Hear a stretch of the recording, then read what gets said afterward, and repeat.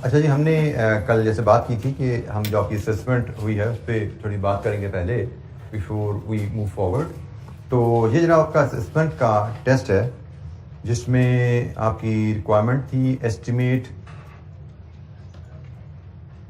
Net present value, internal rate of return and payback period of the propose project using NPV, recommend whether the project should be accepted or not. 20 marks का question था ये। तो इस सवाल में आपको project cash flows पहले बनाने थे। प्रोजेक्ट कैश फ्लोज को कॉस्ट ऑफ कैपिटल पे डिस्काउंट करना था तो एनपीवी आ जानी थी। फिर किसी दूसरे रेट पे डिस्काउंट करके इंटरपोलेशन लगानी थी, आईआरआर आ जाना था। फिर कैश फ्लोज को लेके आपने क्यूमुलेटिव कैश फ्लोज की वर्किंग बनानी थी तो पे बैक पीरियड आना था। ये 3 वैल्यूज थी। फिर एनपीवी जो निकाली उसको देख के पॉजिटिव या नेगेटिव के हिसाब से आपने फिजिबिलिटी पे ओपिनियन देनी थी। तो जनाब बताइए इसमें किस पॉइंट पे आपको चैलेंज आया। मतलब एक चीज़ तो इसमें क्लियर थी, ये रियल टर्म में उसने डाटा दिया हुआ था और क्वेश्चन में इन्फ्लेशन रेट एक सेलिंग प्राइसेस की थी, एक मटेरियल कॉस्ट की थी, एक से ज़्यादा इन्फ्लेशन रेट थे, टैक्सेस भी थे। और इसका मतलब हमें मनी कैश फ्लोज पे प्रोजेक्ट को लेके चलना था। उसने रियल कॉस्ट ऑफ कैपिटल भी दी हुई थी और नॉमिनल या मनी कॉस्ट ऑफ कैपिटल भी दी हुई थी। हमने मनी कॉस्ट ऑफ कैपिटल को मनी कैश फ्लोज को मनी कॉस्ट ऑफ कैपिटल पे डिस्काउंट करना था। सो इस डाटा से हमने रेलेवेंट कैश फ्लोज एक्सट्रैक्ट करने थे। रेलेवेंट कैश फ्लोज को हमने इन्फ्लेट करना था और उन इन्फ्लेटेड कैश फ्लोज को हमने मनी कॉस्ट ऑफ कैपिटल पे डिस्काउंट करना था। तो जनाब क्या चैलेंज रहा इस सवाल में, किस एरिया में आपको ट्रीटमेंट में दिक्कत रही? जी बेटा, वर्किंग कैपिटल कैश फ्लोज बनाना। बेटा ये इसने आपको वर्किंग कैपिटल इन्वेस्टमेंट दी हुई है। वर्किंग कैपिटल से इन्वेस्टमेंट से मराद आपको डिफरेंट टाइम पीरियड में, जीरो में आपको से स्टॉक में कितना पैसा चाहिए, साल बाद स्टॉक में कितना पैसा चाहिए। वर्किंग कैपिटल क्या होता है? इन्वेस्टमेंट इन करंट एसेट्स है ना। तो आपको जीरो में कितने करंट एसेट चाहिए, 1 में, 2 में, 3 में, 4 में। और ये क्यूमुलेटिव इन्वेस्टमेंट है, ठीक है। इन्वेस्टमेंट वैसे भी क्यूमुलेटिव ही होती है, ये एडिशनल इन्वेस्टमेंट नहीं है। हर साल एडिशनल पैसा नहीं चाहिए। टोटल आपको आज इतना पैसा चाहिए करंट टर्म में, साल बाद टोटल आपका इतने एसेट्स में पैसे पड़े होने चाहिए, 2 साल बाद इतने। तो इसकी जो हमारी वर्किंग बननी थी, आपने पीरियड वाइज 0, 1, 2, 3, 4, 5 आपको working capital requirement real term में गिवन है। आपने इसको 1 + i⁻n से मल्टीप्लाई करना था तो ये वर्किंग कैपिटल रिक्वायरमेंट आपकी मनी टर्म में कन्वर्ट हो जानी थी। और यहां से फिर आपने वर्किंग कैपिटल कैश फ्लोज बना लेने थे। जैसे जीरो में आपकी वर्किंग कैपिटल रिक्वायरमेंट है 300, जीरो में इन्फ्लेशन अप्लाई नहीं होती, तो ये तो मनी टर्म में भी 300 ही रही। 1 में रियल टर्म में कितनी रिक्वायरमेंट है? 400। इसको मनी टर्म में बनाने के लिए 1 + i, वर्किंग कैपिटल की inflation is 5%, 0.05 raise to power 1, तो ये बन गया जी 420। 2 साल बाद 500 और 2 साल की इन्फ्लेशन लगा दो इस पे, कितना बन गया? 551। 3 साल बाद 600, 3 साल की इन्फ्लेशन लगा दो इस पे, कितना बन गया? 4 साल बाद 700 और इस पे 4 साल की इन्फ्लेशन लगा दो, कितना बन गया? 851। और हमने सीखा हुआ है 5, उसने बताया हुआ कैसे 5 साल बाद 0 है। अगर ये ना भी बताया तो हमें पता है जब प्रोजेक्ट खत्म हो जाता है तो हमें करंट एसेट में कोई पैसा नहीं चाहिए होता। अब यहां से आप वर्किंग कैपिटल कैश फ्लोज बनाओगे। जीरो में कारोबार शुरू किया, 300 की इन्वेस्टमेंट करनी पड़ेगी। साल बाद 120 की मजीद इन्वेस्टमेंट करनी पड़ेगी। एक और साल बाद 131 की इन्वेस्टमेंट करनी पड़ेगी। फिर 144 की इन्वेस्टमेंट होगी, फिर 156 की इन्वेस्टमेंट होगी और फिर 851 की रिकवरी। ये आपके वर्किंग कैपिटल कैश फ्लोज हैं जो 0 से लेकर 5 तक आपने शो करने हैं अपने एनालिसिस में। Working capital cash flow. जी जनाब, एनी क्वेश्चन, कोई और सवाल? और क्या चैलेंज इसमें, कोई दिक्कत?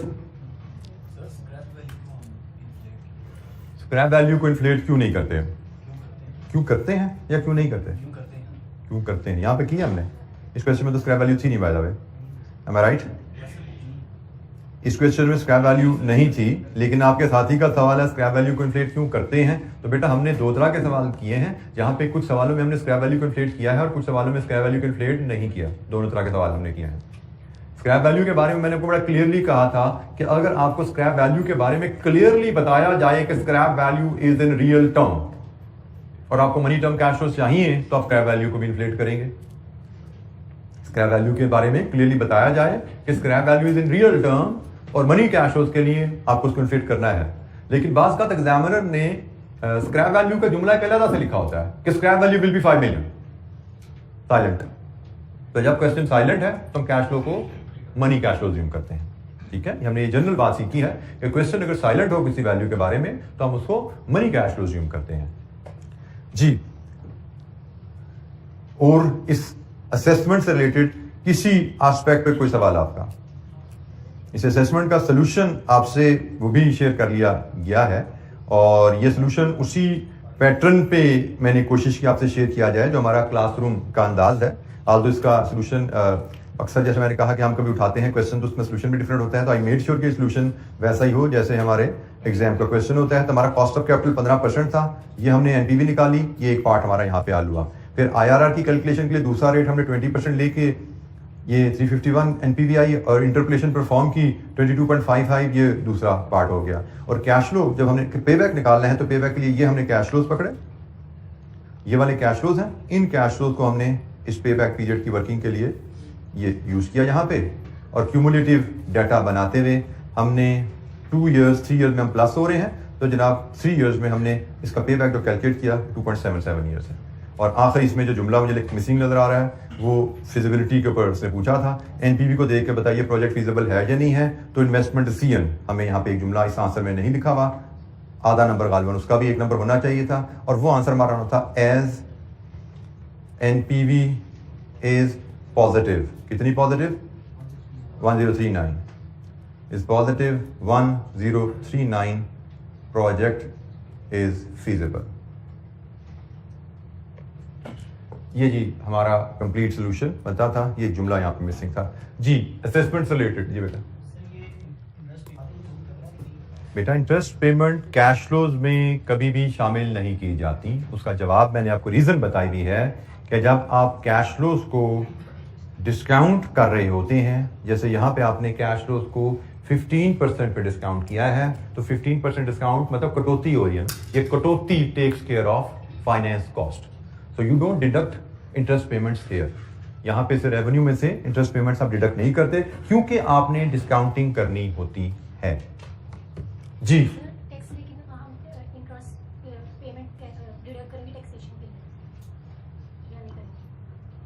नहीं करेंगे, वो चीज भी डिस्काउंट फैक्टर में एडजस्ट हुई होती है, उसकी एडजस्टमेंट अभी हम जाएंगे। कॉस्ट ऑफ कैपिटल का हमारा नेक्स्ट चैप्टर उसमें हम पढ़ेंगे। टैक्स पर्पसेस के लिए भी इंटरेस्ट पेमेंट लेस नहीं होती। इंटरेस्ट पेमेंट्स भूल जाइए, उसका कोई लेना देना आपका है ही नहीं। कभी भी इन्वेस्टमेंट अप्रेजल के क्वेश्चन में इंटरेस्ट पेमेंट्स ना कैलकुलेट की जाएंगी ना ट्रीट की जाएंगी for any purpose. Depreciation is the only thing जो हम टैक्स पर्पसेस के लिए सिर्फ डिडक्ट करते हैं जी। कोई सवाल जी? किसी और एस्पेक्ट पे ये जो हमने क्वेश्चन असेसमेंट में दिया था, किसी और एस्पेक्ट पे आपको इशू जी?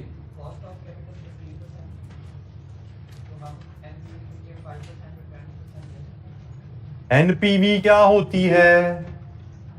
कैश फ्लोज को कॉस्ट ऑफ कैपिटल पे डिस्काउंट करें तो एनपीवी मिलती है। एनपीवी नेट प्रेजेंट वैल्यू का टूल क्या कहता है? प्रोजेक्ट कैश फ्लोज को कॉस्ट ऑफ कैपिटल पे डिस्काउंट कीजिए। कॉस्ट ऑफ कैपिटल 15% है, एनपीवी के लिए आप कैश फ्लोज को 15% पे डिस्काउंट करेंगे। आईआरआर के लिए जो मर्जी रेट ले लो, वहां पे सारे शो पूरे करो अपने रेट की सिलेक्शन के। एनपीवी के लिए you don't have a choice, you have to use cost of capital जी। Any question? कोई सवाल?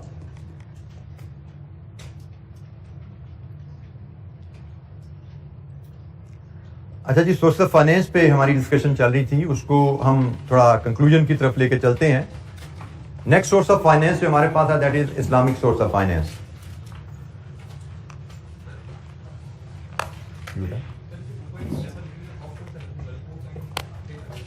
कहां पे लिखी है?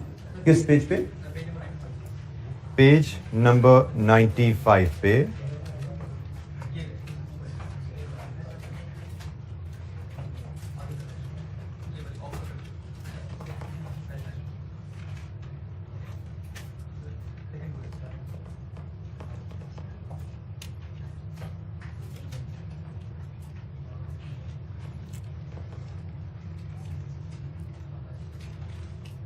एयरक्राफ्ट भी ऑपरेटिंग लीज पे अक्सर लिए जाते हैं। आपने अगर थोड़ा सा न्यूज़पेपर से आपका कभी भी इन टच रहे हो तो कुछ ऐसा पहले ही खबरें आई थी, मैं भी 6 महीने 8 महीने साल पहले, कि PIA के पास कोई तैयारे कम हो, मैं भी शायद कोविड से पहले की बात हो, ज़्यादा पुरानी बात हो, कि PIA के पास तैयारे कम हो गए तो PIA हज फ्लाइट्स के लिए तैयारे कम हो जाते हैं तो वो मंगवाए जाते हैं किसी दूसरी कंपनी की एयरलाइन से। PIA ऑपरेटिंग लीज पे, ये 1 महीने के लिए मुझे जहाज किराए पे दे दें। सो जहाँ पे हैवी कैपिटल इन्वेस्टमेंट इन्वॉल्व होती है वहाँ पे भी ऑपरेटिंग यूज होती है। और यहाँ पे भी offshore service vehicles in oil industry. Oil industry में आपके ऑयल शिप्स होते हैं जो कि कंट्री से ऑयल लेके दूसरे कंट्री, पाकिस्तान में ऑयल आता है सऊदी अरब से कैसे आता है, शिप्स के थ्रू, ठीक है। तो यहाँ पे जो ऑफशोर सर्विस व्हीकल की बात की जा रही है वो ऑयल शिप्स की बात की जा रही है, ठीक है।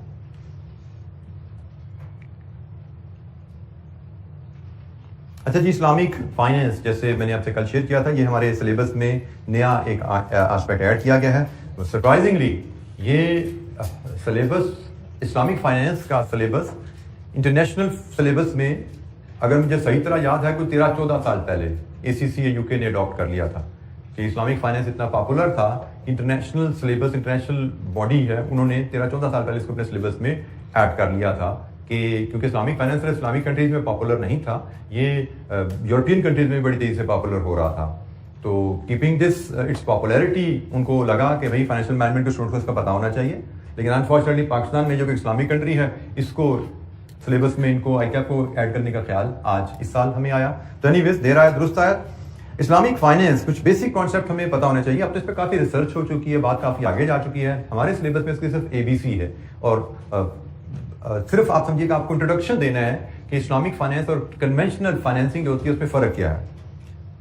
कुछ लोग कहते हैं कि इस्लामिक फाइनेंस का कॉन्सेप्ट शायद old wine in a new bottle का है, लेकिन शायद मैं समझता हूँ ये वही लोग हैं जो कि सही अंदाज में इसको, जिन्होंने इनको समझा नहीं है या जो शरिया रूल्स ऑफ बिजनेस को सही अंदाज में नहीं जानते। मेरे हिसाब से it is a very good effort कि आप एक ट्रेडिशनल बैंकिंग सिस्टम जो टोटली अन इस्लामिक है, जो रिबा या इंटरेस्ट बेस्ड है, उससे निकलने की तरफ जा रहे हैं। और उसके निकलने की तरफ एक बड़ी अच्छी एफर्ट है जिसमें मैंने कहा अब तो कितने डेकेड्स हो चुके हैं इस पर काम होते हुए, चीज़ें बड़ी आगे जा चुकी हैं, बहुत रिफाइन हो चुकी हैं। तो बेसिक से इसके कुछ हम फीचर्स डिस्कस करेंगे यहाँ पे जो कि आपके लिए यकीनन वैल्यूएबल रहेंगे आपकी पर्सनल लाइफ में, प्रोफेशनल लाइफ में। बेसिक असूल एक ही है कि भाई आप फाइनेंस लेने जा रहे हैं तो वो जो शरिया लॉज या इस्लामिक लॉज हैं उनकी कंप्लायंस में होने चाहिए। और शरिया लॉ की कंप्लायंस में होने के लिए ज़रूरी है कि जो चीज़ें इस्लाम में मना हैं वो आपके उस एग्रीमेंट के, फाइनेंसिंग एग्रीमेंट में शामिल ना हो। जैसे सबसे पहले इस्लाम में रिबा या इंटरेस्ट का तस्वर हराम है। अब इंटरेस्ट होता क्या है, हमें पता है कि पैसे पे पैसा। इस्लाम में इंटरेस्ट क्यों हराम है, ये हमारे सिलेबस में चीज़ लिखी तो नहीं, लेकिन मैं जनरल डिस्कशन के लिए आपसे डिस्कस करता हूँ।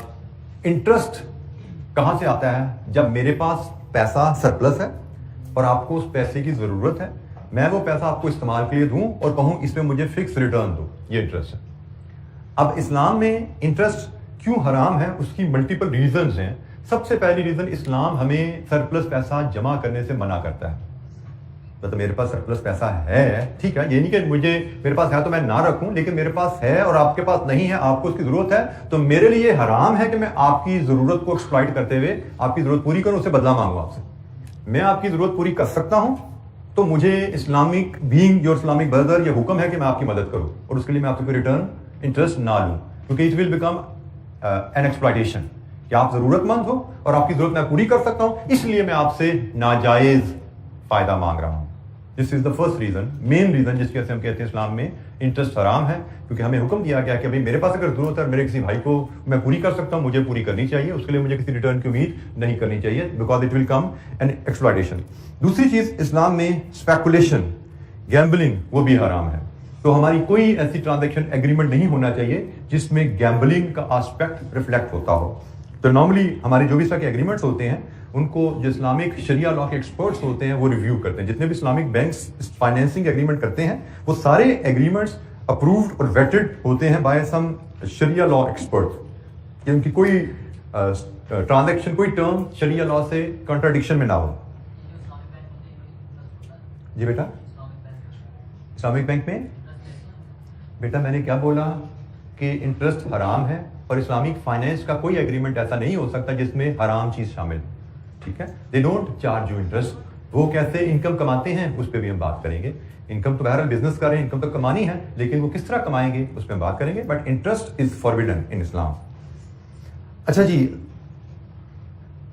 इस्लामिक फाइनेंस में जो बेसिक ट्रांजैक्शन की जाती है कि आप जो भी फाइनेंस की ट्रांजैक्शन होती है उसको कभी भी हम as a finance lending transaction में नहीं लेते, उसके नीचे कोई ना कोई इकोनॉमिक ट्रांजैक्शन रखी जाती है। और lender can not charge Riba from the borer. पैसा मैं जरूर दे रहा हूं लेकिन मैं आपको उधार नहीं दे रहा। इंस्टेड हम एक किसी बाइंग सेलिंग एग्रीमेंट में जाते हैं, और उस बाइंग सेलिंग नॉर्मली इस्लाम में कैसे होते हैं, या तो प्रॉफिट शेयरिंग एग्रीमेंट में आप जाएं, प्रॉफिट लॉस शेयरिंग एग्रीमेंट में जा सकता है लेंडर, या फिर बाइंग सेलिंग एग्रीमेंट में जा सकता है। फॉर एग्जांपल एक नॉर्मल बैंक में आप जाओगे, आपको जी मुझे पैसा चाहिए, कहेंगे कितना चाहिए, 100 रुपया चाहिए, ले जी 100 रुपया लोन ले लीजिए, 10 रुपये पर एनम इंटरेस्ट है। Normal bank will lend you like this. लेकिन आप किसी इस्लामिक बैंक में जाएंगे, वहां पे दो ऑप्शन हो सकते हैं। एक प्रॉफिट लॉस शेयरिंग हो सकती है जो कि अनकॉमन है क्योंकि banks normally profit loss sharing में जाकर रिस्क ज्यादा नहीं लेते होते। दूसरी चीज हो सकती है, वो कहते हैं जी आपको पैसा 100 रुपया चाहिए, किस लिए चाहिए, आपने कहना है जी मैंने वो कुर्सी खरीद के ना बेचनी है, तो कुर्सी खरीद के बेचनी है, तो बेच के जब पैसे आएंगे तो मैं उस मुनाफे में से आपको पैसे वापस कर दूंगा।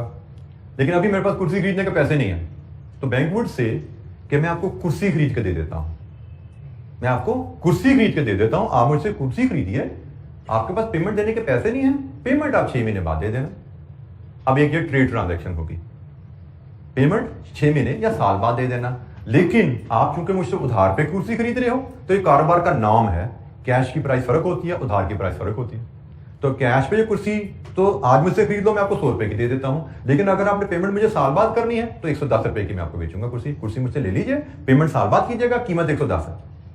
अब कहने को बात वही लग रही है जी 100 रुपया उधार ले लें 10% सालाना पे, तो भी साल बाद 110 ही देना ना आपने, लेकिन कुर्सी खरीद लें, कीमत 1 साल बाद पे करें। On the face of it लगता है शायद बात ऐसी है, लेकिन अंडरलाइन कॉन्सेप्ट बदल गया। पहले केस में आपको पैसा उधार दे रहा हूं, दूसरे केस में मैं आपको कुर्सी क्रेडिट पे बेच रहा हूं। तो कुर्सी क्रेडिट पे बेचना इज एन इकोनॉमिक ट्रांजैक्शन, और ये जमाने कदीम से चलता आ रहा है। कारोबार में कैश की प्राइस और होती है, क्रेडिट की प्राइस और होती है। तो कैश की प्राइस 100 है, क्रेडिट की प्राइस 110 है, दोनों चॉइसेस आपके पास है। आप अपनी मर्जी से क्रेडिट की चॉइस को ऑप्ट कर रहे हो कि 110 की कुर्सी खरीद के 1 साल बाद की पेमेंट को ऑप्ट कर रहे हो। This is your choice. Knowingly you have purchase a chair on credit at 110 price in an open market. तो this is permissible in Islam. Economic transaction आ गई ना, तो ये परमिसेबल है। तो हम यही बात कर रहे हैं कि अंडरलाइन इकोनॉमिक ट्रांजैक्शन होनी चाहिए और प्रॉफिट लॉस शेयरिंग होनी चाहिए। No one can benefit from the transaction more than the other party. मतलब इसमें ये नहीं होना चाहिए कि एक्सप्लॉयटेशन का इंपैक्ट ना आए, एक्सप्लॉयटेशन का इंपैक्ट ना आए। मैंने जो आपको ट्रांजैक्शन दी वो तो एक बाइंग सेलिंग की फेयर ट्रांजैक्शन है, लेकिन प्रॉफिट लॉस की ट्रांजैक्शन में बैंक का गारंटर होगा, that has to be fair.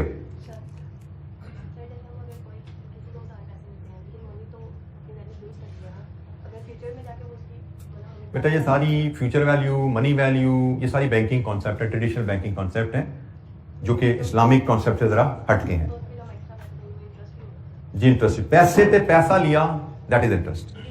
पैसे की वैल्यू कहां पे गई, इन्फ्लेशन आ गई तो सोना इतना हो गया तो डॉलर यहां पे चला गया, आपके पास सरप्लस था ना, आपने दे दिया, आप वापस ले लें।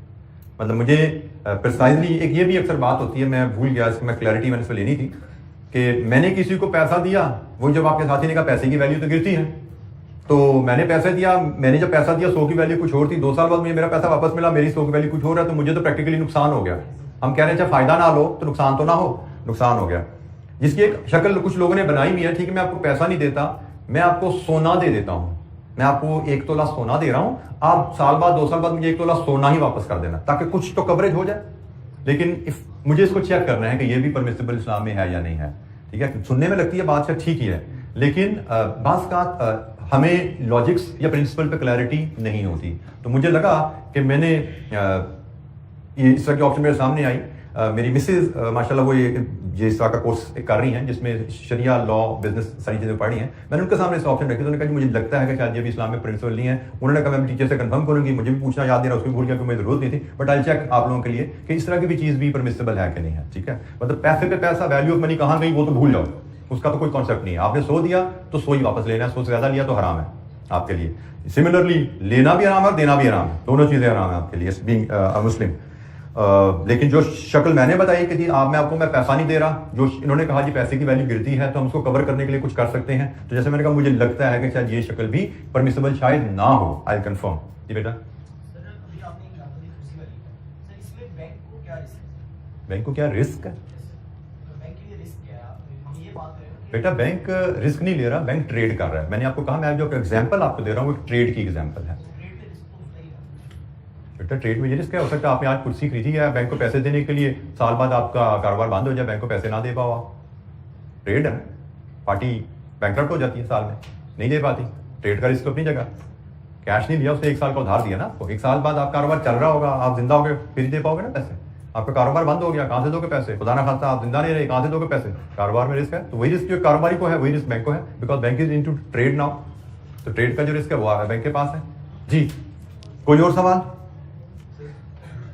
सर इसका मतलब ये है कि इससे कह सकते हैं कि time value of money underlying economic transaction को इस्लाम एक्सेप्ट कर रहा है, टाइम वैल्यू ट्रेड के कॉन्सेप्ट को जब हम लें तो हम ये कह रहे हैं, आपके साथी का कहना है कि टाइम वैल्यू ऑफ मनी के कॉन्सेप्ट को इस्लाम बाय दिस प्रिंसिपल कि जी कैश पे प्राइस और है, क्रेडिट की प्राइस और है, उसको एक्सेप्ट कर रहा है। बेटा इसको टाइम वैल्यू ऑफ मनी के कॉन्सेप्ट को हम कहें ना कहें, लेकिन ये एक नॉर्मल ट्रेड डील है जो नोइंग बायर और एक नोइंग सेलर के दरमियान एक ओपन मार्केट में हो रही है।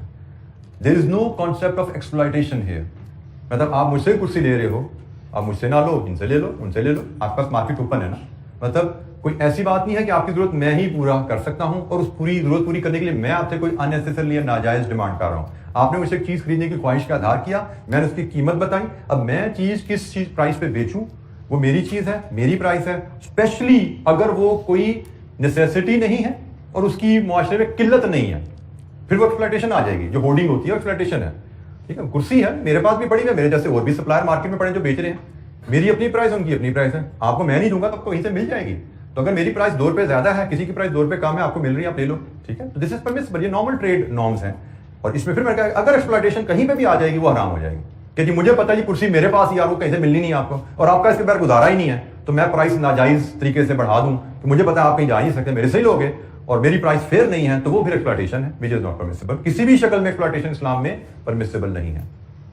अच्छा जी, हम different tools, sources of finance में जो डिफरेंट टूल्स हैं हम उनकी बात करते हैं। सबसे पहला टूल मुराबहा है। ये मुराबहा बाय द वे वही टूल है जो मैं आपको डिस्कस कर चुका हूं ऑलरेडी। ये सबसे पॉपुलर टूल है इस्लामिक बैंक में।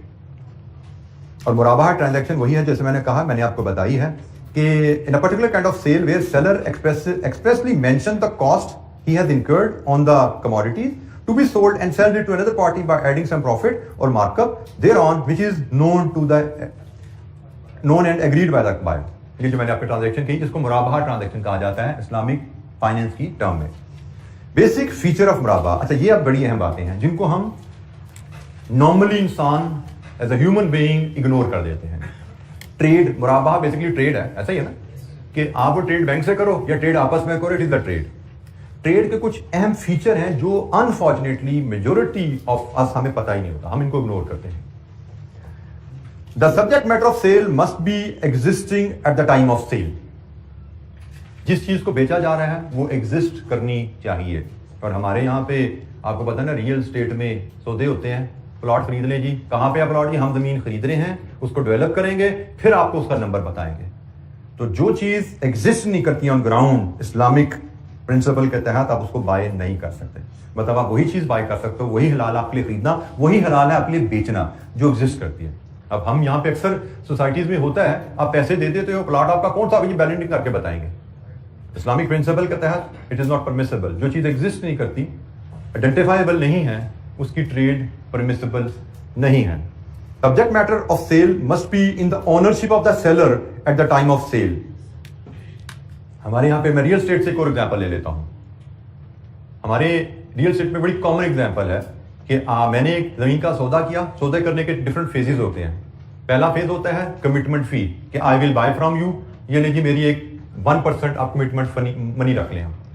फिर दूसरी चीज होती है जिसको हम कहते हैं एग्रीमेंट टू सेल, जिसमें पार्शियल पेमेंट कर दी जाती है, मे बी 20%, 25%। ये एग्रीमेंट हमारा साइन हो गया, ये 20% पेमेंट पकड़ी है, हमारा एग्रीमेंट लॉक हो गया, बाकी पेमेंट मैं आपको 3 महीने बाद करूंगा। सो एक कमिटमेंट फी दी, एक एग्रीमेंट टू सेल किया, फिर फाइनली सेल होती है, जो कि तीसरा फेज होता है। हमारे यहां पे बड़ा कॉमन है कि कमिटमेंट फी पे ही मैंने आपसे कमिटमेंट कर ली, इनसे कमिटमेंट की और आपसे सौदा करके आपको बेच भी दिया। मैंने खुद अभी चीज खरीदी नहीं है, लेकिन मैंने आपको बेच दी क्योंकि मुझे पता मैं खरीद लूंगा, इस उम्मीद पे मैं आपको बेच रहा हूं। ये बड़ी कॉमन बिजनेस नॉर्म है हमारे यहां पे। मतलब मैं कहूंगा कि रियल स्टेट में शायद 90% से ज्यादा ट्रांजैक्शन इस तरह होती है। और हम यहां पे क्या पढ़ रहे हैं कि मुराबाहा, इस्लाम में ऐसी ट्रेड अलाउड नहीं है। जो चीज की आप ऑनर नहीं है वो आप बेच नहीं सकते। The subject matter of sale must be physical construction and constructive possession. जो चीज आपके पोजेशन में नहीं है वो आप बेच नहीं सकते। मतलब एक तो है कि खरीद लिया, सिर्फ खरीदना नहीं है, कब्जा भी आपके पास आना है, फिर आप बेच सकते हैं। और हमने तो सिर्फ एक पर्ची लिखी होती है जमीन की, हम बेच देते हैं आगे। खरीदना तो दूर की बात, सिर्फ एक पर्ची पे हमने 1% पेमेंट की होती है, हम आगे बेच रहे होते हैं। यहां पे हम कह रहे हैं कि पोजेशन भी जरूरी है। तो अगर पोजेशन नहीं आपके पास तो आप बेच नहीं सकते चीज। ये सारी नोट्स में हम जाएंगे, वहां पे एग्जांपल भी सारी इलैबोरेट हुई है, अगर मैं कोई बात आपको समझाना पाऊं। The sale must be prompt and absolute, मतलब कंप्लीट ट्रांजैक्शन होनी चाहिए, कि उसमें एम्बिग्युइटी नहीं होनी चाहिए, कि इफ्स एंड बट्स नहीं होने चाहिए। ये चीज पड़ी हुई है, सामने नजर आ रही है, ये प्राइस है, फौरन आपकी एग्री हो और खत्म हो मामला। The subject matter of sale must be property of value. कोई हवाई चीज नहीं हो सकती, it has to have some value. जैसे क्वेश्चन मार्क काफी रहा, अब मुझे नहीं पता उसका सोल्यूशन क्या, क्योंकि मैं मेरी आदत है जिस पेड़ नहीं जाना तो राह नहीं पूछता था कि क्रिप्टो करेंसी तो भाई ये खरीदो फरोख्त हो रही है, is it some existing property of value है कि नहीं आई? ठीक है, तो इस पे भी इस्लामिक स्कॉलर्स ने डिस्कशन इस पे काफी की भी है। मैंने चूंकि कभी काम नहीं करता इसलिए मैंने इस पर रिसर्च नहीं की, लेकिन ये क्वेश्चन मार्क इस पर रहा है, ये मुझे पता है। अब क्या हल हुआ, किसी को पता है क्या हल है इसका? आराम है, ठीक है जी। तो बिकॉज वो प्रॉपर्टी ऑफ वैल्यू नहीं है क्या, किसी को पता नहीं, फिजिकली चीज एग्जिस्ट नहीं करती। बट कुछ चीजें ऐसी हो सकती हैं जिन पे कोई हम बात कर सकते हैं, लेकिन कम से कम इसके बारे में इस्लामिक स्कॉलर्स ने क्लियरली कर दिया फिलहाल, जो उनका नॉलेज है, जो उनकी रिसर्च है, कि जिस वजह से crypto currency is not permissible in Islam because it is not some property of value जिसको बाय कर रहे हो, सेल कर रहे हो आप। Delivery of the sold commodity to the buyer must be certain and should not depend on contingency और chance. वही बात आ गई, एब्सोल्यूट ट्रांजैक्शन होनी चाहिए, इफ्स एंड बट्स नहीं होने चाहिए। Absolute certainty of price is necessary, condition is a necessary condition for the validity of the sale. Price clear होनी चाहिए, उसमें भी इफ्स एंड बट ना हो तो ऐसा हो तो प्राइस ये, तो वैसा हो तो प्राइस वो, ऐसा नहीं होना चाहिए। जब डील साइन हो रही है प्राइस लॉक है कि भाई इस कंडीशन पे this is the price, agreement sign, handing over, taking over complete. The sale must be unconditional, वही फिर इफ्स एंड बट्स की बात आ गई। The sale is valid in which the parties fix the price and the due date of payment in unambiguous manner. The due time of payment can be fixed either with reference to a particular date or by specifying a period of time, but it cannot be fixed with reference to future event. फिर uncertainty होगी ना कि जी कश्मीर आजाद होगा तो फिर पैसे वापस करेंगे हम, तो भाई जब कब आजाद होगा नहीं होगा, अनसर्टन।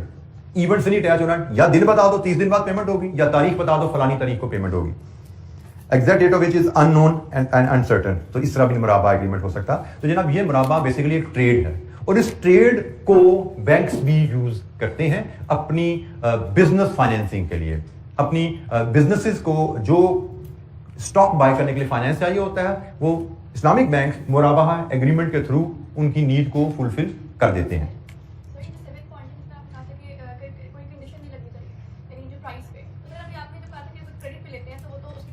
बेटा कंडीशन मतलब कि भाई ये होगा तो तुम ये प्राइस पे करना, ये होगा तो ये प्राइस करना, एग्रीमेंट हो गया, ऐसा नहीं। जब एग्रीमेंट कर रहे हो उस वक्त लिखा जाएगा, ऑप्शन दिया आपको भी, कैश पे लेनी तो 100, क्रेडिट पे लेनी तो 110। जब सेल एग्रीमेंट हुआ तो एग्री हो गया जी क्रेडिट पे 30 दिन बाद पेमेंट 110 पे, ठीक है। कंडीशन जब हमने एग्रीमेंट साइन किया तब नहीं, ऑफर जब किया तब दो चीजें थी, लेकिन सेल तब हो सकती है जब चीज लॉक हो गई, उसके बगैर एग्रीमेंट नहीं आपका। मैन्युफैक्चरर के लिए नहीं है से मुराद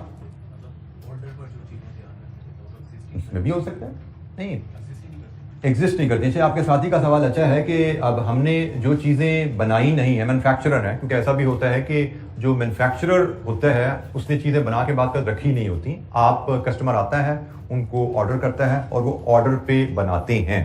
तो how would this apply to the manufacturer?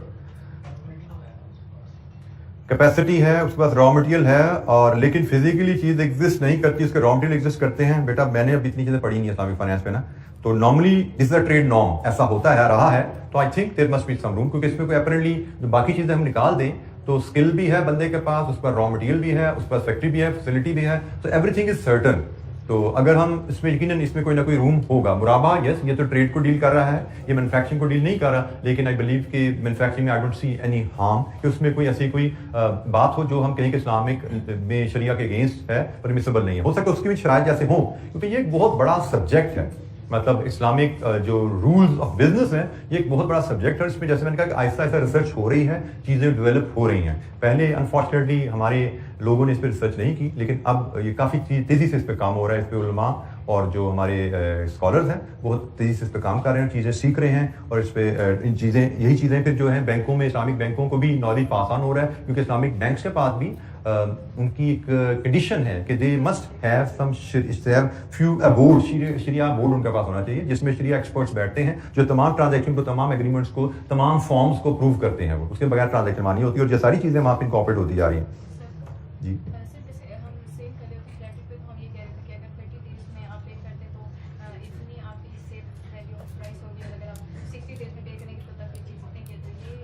अच्छा जी, ये आपके साथी ने कहा कि हमने कहा जी 30 डेज की प्राइस ये है, 60 डेज की प्राइस ये है। यस, जब आप प्राइस ऑफर कर रहे हैं, you have this right to make different offers, लेकिन once you make, you have to lock a sale, you have to agree a price, you will agree with the price कि जी से cash पे आपने कहा जी 100 की है, 30 डेज में 105 की है, 60 डेज में 110 की है। आपने बायर के सामने चीज रखी, बायर ने एग्री किया जी मैं 30 डेज बाद आपको 105 की पेमेंट करूंगा, एग्रीमेंट साइन हो गया। अब क्वेश्चन आता है 30 डेज गुजर गए और बायर आपको पे ना कर पाए। अब बैंकों में तो ये होता है ना कि बायर अगर पे, जो बोरोवर है वो पैसे वापस ना दे पाए तो फाइन एंड पेनल्टी शुरू हो जाती है। इस्लामिक लॉ में अगेन दिस बिकम्स एक्सप्लॉयटेशन, क्योंकि नियत पे तो शक नहीं किया जा रहा है। यहाँ पे बात क्या की जाएगी कि अगर बायर आपको 30 दिन बाद पैसे नहीं पे कर रहा तो यकीनन उसकी कोई मजबूरी है, कारोबारी दिक्कत है, जिसकी वजह से उसके पास पैसे नहीं आपको पे करने के लिए, तो आपको उसको एक्सटेंशन देनी है, आपको उसको कोई फाइन या पेनल्टी चार्ज नहीं करना, क्योंकि बात यहाँ पे फिर नियत पे कोई शक नहीं कर रहा, मजबूरी है जिसके से हो रहा होगा। लेकिन अनफॉर्चुनेटली हम ये बात कहें कि हमारे यहाँ पे क्योंकि डिस्ट्रस्ट की सोसाइटी है, हमारा सबसे पहले शक की नियत पर जाता है। तो हमारे यहाँ पे जैसे फाइन्स रखे होते हैं, हमारे यहाँ पे इस्लामिक बैंक्स ने फाइन्स रखे होते हैं, लेकिन वो क्या करते हैं कि फाइन्स को अपनी इनकम में नहीं डालते, क्योंकि मसला तो ना फाइन को एज सोर्स ऑफ इनकम बना लो, ठीक है, वो अपनी इनकम में नहीं डालते। जैसे मुझे याद है मेरे बच्चे एक इस्लामिक स्कूल में पढ़ते थे, तो काफ़ी पुरानी बात है, मैं उनको फीस देने गया तो वहाँ पे एक और पेरेंट आए हुए थे, उनकी शायद 2 दिन की ओवरड्यू हो गई थी, फीस लेट हो गए थे, तो मे भी 100 या 200 रुपये जुर्माना था उनका। तो आई वॉज क्यूरियस कि ये क्या जुर्माना कैसे लेते हैं। तो उनका असूल बड़ा सीधा था, उन्होंने डिफरेंट इदारों के जो खैराती इदारे थे उनकी पर्चियाँ रखी हुई थी कि जी 200 रुपये आपका फाइन है, आप देख लें इनमें से किसको आपने डोनेशन देना है, उसकी स्लिप कटवा लें हमसे। तो उन्होंने स्कूल ने अपनी इनकम में उस पैसों को नहीं डाला, लोगों के हिसाब दिलाया कि भाई आपने टाइम पे देना है, आपने कोशिश करनी है, नहीं देंगे तो आपको ज़्यादा देने पड़ेंगे, लेकिन वो हमारी इनकम में नहीं जाएंगे क्योंकि हमारे लिए हराम है फाइन, हम वो आपसे पैसे लेके डोनेट कर देंगे, यहाँ पे आप पे करेंगे एक्स्ट्रा, लेकिन वो इस मद में निकलेगा हमारे, पता कि विन विन रहे, दोनों का काम चलता रहे, क्योंकि हमारे यहाँ फाइन का कॉन्सेप्ट ना हो तो फिर कोई भी देना नहीं जाएगा टाइम पे, किसी का दिल नहीं करता पैसे वापस करने को। तो ये बहरल है, फाइन इज एक्सप्लॉयटेशन, अगर आप उसको अपनी इनकम में डालते हो दैट इज हराम। अच्छा जी, ये दूसरा है जी इजारा, दूसरा source of contract, Islamic finance का कॉन्ट्रैक्ट इजारा, it is simply lease. Lease पढ़ी है ना हमने, तो इजारा लीज का इस्लामिक नेम है। तो इसमें कोई फीचर बहुत ज्यादा डिफरेंट नहीं होने वाले, I leave it to you, आपने इसको रीड थ्रू करना है, लीज की बातें हमने पढ़ी हुई हैं, तो आप सिंपली इसको रीड थ्रू करेंगे, सारी चीजें आप इसको आसानी से कैप्चर कर पाएंगे, कोई ऐसा पॉइंट नहीं होगा जो आपको समझ ना आए। थर्ड सोर्स ऑफ हमारा जो इस्लामिक सोर्स ऑफ कॉन्ट्रैक्ट होता है दैट इज मुदारबा। मुदारबा की टर्म आपने पाकिस्तान में काफी सुनी होगी।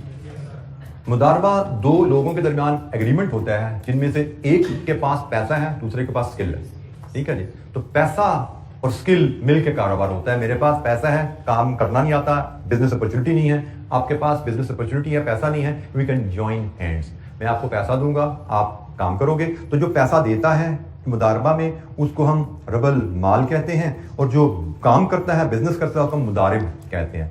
नॉर्मली रबल माल पैसा डालेगा, मुदारिब बिजनेस मैनेजर होगा, उस पैसे को लेकर काम करेगा।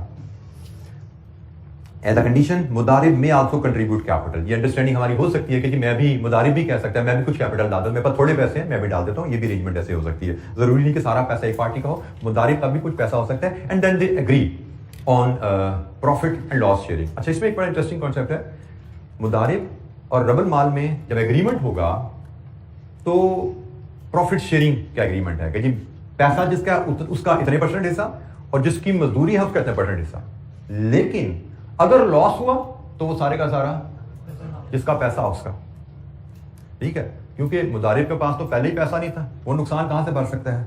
मुदारिब के पास था सिर्फ टाइम और स्किल, तो उसका नुकसान क्या है कि उसने पूरा साल कारोबार किया और उसके बदले उसको जीरो, उसकी सारी एफर्ट और टाइम के बदले उसको जीरो हो गया, उसको कुछ नहीं मिला, ठीक है। सो मुदारिब ने काम किया, पैसा कमाया तो हिस्सा मिल जाएगा, जो एग्रीड है। मुदारिब ने काम किया, नुकसान हो गया तो मुदारिब को कुछ नहीं मिलेगा, लेकिन उसकी जेब से कुछ जाएगा भी नहीं, क्योंकि एज अ प्रिंसिपल मुदारिब के पास तो पैसा था ही नहीं, तो लॉस कहां से भरेगा भाई। तो ये एक बड़ा क्लियर रूल है कि लॉस जितना, अच्छा in the ratio of capital contribution, अगर मुदारिब ने पैसा डाला है तो उस रेशियो में लॉस उठाएगा। फॉर एग्जांपल 90% डबल माल का पैसा है, 10% इसका पैसा है, लॉस 90-10 में शेयर होगा, लेकिन प्रॉफिट की रेशियो की 50-50 है। प्रॉफिट की रेशियो 50-50 है, लॉस की रेशियो बताने की जरूरत नहीं है, वो अंडरस्टूड है, वो कैपिटल की रेशियो में बियर किया जाता है लॉस। अच्छा जी, टाइप्स ऑफ मुदारबा दो तरह के हो सकते हैं, एक रिस्ट्रिक्टिव मुदारबा और एक अनरिस्ट्रिक्टिव मुदारबा। रिस्ट्रिक्टिव मुदारबा में रबल माल बिजनेस की नौयत बता देता है कि आप मेरे पैसे से सिर्फ ये कारोबार कर सकते हैं, और अनरिस्ट्रिक्टिव में कोई रिस्ट्रिक्शन नहीं है, पैसा मुदारिब को दे दिया गया है, सिर्फ ये कहा जाता है जो भी शरिया कंप्लाइंट बिजनेस है आप करना चाहें मुनाफे के लिए आप कर सकते हैं। Unlawful high risk investment, gambling, इस तरह की चीजें अलाउड नहीं है, वो यकीनन जिम्मेदारी है वर्किंग पार्टनर या मुदारिब की। बाकी अनरिस्ट्रिक्टेड है, कोई भी लॉफुल शरिया कंप्लाइंट बिजनेस किया जा सकता है। तो ये जनाब हमारा मुदारबा के कुछ बेसिक फीचर है। एग्जाम में हमें जी किसी एक पे कोई एमसीक्यू आ सकता है या 2-2 नंबर के नोट आ सकते हैं, ये मुराबा क्या है, मुदारबा क्या है, या मुराबा के फीचर्स पे कोई एमसीक्यू बन सकते हैं कि जनाब ये ट्रांजैक्शन इस्लामिक परमिसिबल, कौन कौन सी ट्रांजैक्शन इस्लामिक लॉ में परमिसिबल है, 3-4 ट्रांजैक्शन नीचे लिख दी जाए, एमसीक्यू आ जाएगा छोटा सा। जैसे मुराबा में हमने डिफरेंट टाइप की ट्रांजैक्शन पढ़ी, या which of the following transaction is a मुदारबा ट्रांजैक्शन, 4 ट्रांजैक्शन नतीजे दे दी जाए, आपको खाली मुदारबा पहचानो कौन सा है, ठीक है, या 11 पहचानो कौन सा है। तो इस तरह एमसीक्यू भी बन सकते हैं, 2-2, 4-4 के नंबर के नोट्स बन सकते हैं। तो इसलिए जरूरी क्या है, अंडरस्टैंडिंग, आपको हर टूल की, हर सोर्स ऑफ फाइनेंस की अंडरस्टैंडिंग क्लियर हो। बेटा प्रॉफिट शेयरिंग की परसेंटेज फिक्स होगी, मुदारबा में मुदारिब का हिस्सा कितना प्रॉफिट में होगा और रबल माल का हिस्सा कितना होगा, 50-50 है, 20-80 है, 30-70 है, वो एग्रीमेंट के वक्त एग्री कर लिया जाएगा कि हम इस रेशियो में प्रॉफिट शेयर करेंगे। लॉस अगर हुआ तो उसके बारे में मैंने कहा जी वो क्लियर है, लॉस हमेशा कैपिटल शेयरिंग की रेशियो में होता है। कैपिटल अगर मुदारिब ने डाला है तो लॉस में हिस्सेदार होगा वो, अगर कैपिटल सारा रबल माल का है तो मुदारिब का लॉस में कोई हिस्सा नहीं होगा। प्रॉफिट शेयरिंग रेशियो एग्री की जाती है, loss in the ratio of capital contribution होता है हमेशा। अच्छा जी, आखिरी टूल हमारा मुशारका है, आई थिंक आखिरी टूल, यस, मुशारका है इस्लामिक फाइनेंस का। मुशारका is simple partnership business, again हमने जिस टर्म से फेमिलियर है, पार्टनरशिप बिजनेस, जिसमें दो लोग मिलते हैं अपने अपने पैसे के साथ और मिलकर कारोबार करते हैं, दिस इज पार्टनरशिप। अच्छा, पार्टनरशिप में भी प्रॉफिट एंड लॉस शेयरिंग होती है, लॉस शेयरिंग कैपिटल की रेशियो में होती है, प्रॉफिट शेयरिंग में भी डिफरेंट, प्रॉफिट शेयरिंग फर्क हो सकती है, कैपिटल रेशियो में होना जरूरी नहीं है। उसकी वजह क्या है कि फॉर एग्जाम्पल मैं एक नया बिजनेसमैन हूं और से आप एक सीजन्ड और एक्सपीरियंस बिजनेसमैन हैं, हम दोनों एग्रीमेंट पे पहुंचते हैं कि भाई मेरे पास भी कुछ पैसा है, आपके पास पैसा है, मिलकर कारोबार करते हैं। आपकी उम्र 50 साल है, आपके पास भी 100 रुपया है, मेरी उम्र से 20 साल है, मेरे पास भी 100 रुपया है। अब हम दोनों ने पैसा तो बराबर डाला, लेकिन क्या हम दोनों की एफर्ट्स की वैल्यू बराबर हो सकती है? जिसका एक्सपीरियंस है, जिसकी एज है, उसकी इनपुट की वैल्यू कहीं ज्यादा है, पैसे तो दोनों के बराबर हैं, तो एक्सपीरियंस की वैल्यू ज्यादा है। मुशारका में तो दोनों चीजें डाली ना, मैंने भी अपना पैसा और अपना टाइम डाला, मेरे पार्टनर ने भी अपना पैसा अपना टाइम डाला, तो पैसा दोनों का बराबर है, लेकिन टाइम की वैल्यू की वजह से पार्टनरशिप जो प्रॉफिट शेयरिंग हो सकता है मेरे पार्टनर की ज्यादा हो। पैसा बेशक 50-50 है, बट वी में एग्री कि प्रॉफिट 70-30 होगा, कि मुझे 30% प्रॉफिट मिलेगा, मेरे पार्टनर को 70% प्रॉफिट मिलेगा, दिस इज परमिसिबल, हम एग्री कर लें, बिल्कुल होगा। लेकिन in the event of loss, capital ratio, loss 70-30 नहीं होगा, लॉस कैपिटल रेशियो में होगा, ठीक है, क्योंकि लॉस तो पैसे में से होना है ना, तो वो जो पैसा डाला है उसमें जितना पैसा डाला है उसकी रेशियो में लॉस होगा। तो ये हमारा मुशारका एग्रीमेंट, जिसको हम पार्टनरशिप एग्रीमेंट कह सकते हैं। तो ये 4 सोर्सेज ऑफ इस्लामिक फाइनेंस हमारे सिलेबस में थे। बेसिक जैसे मैंने कहा एबीसी आपको बताई गई है, थोड़ा सा बेस बता दी गई है और 4 टूल्स की एबीसी बता दी गई है। इसके अलावा जैसे मैंने कहा इसमें बहुत ज्यादा रिसर्च हो रही है, इस पे एमएस हो रही है, इस पे पीएचडी हो रही है, डिफरेंट एरियाज पे रिसर्च चल रही है। तो आप लोगों का इंटरेस्ट हो, किसी को शौक हो, तो अपनी मर्जी से पढ़ना चाहे जरूर पढ़िए। तो फिलहाल हमारे लिए इतना, हमारे लिए सोर्स ऑफ फाइनेंस जी आगे मेरा ख्याल है थोड़ी सी डिस्कशन हमारी रहेगी है, वो इंशाल्लाह हम मिलेंगे जब नेक्स्ट वीक थर्सडे को, तो थर्सडे को हम इसको कंप्लीट करेंगे और आगे का सफर हमारा शुरू होगा इंशाल्लाह, ठीक है जी। तो आज के लिए इतना ही, बाकी इंशाल्लाह नेक्स्ट वीक मुलाकात होगी। थैंक यू, अस्सलाम वालेकुम।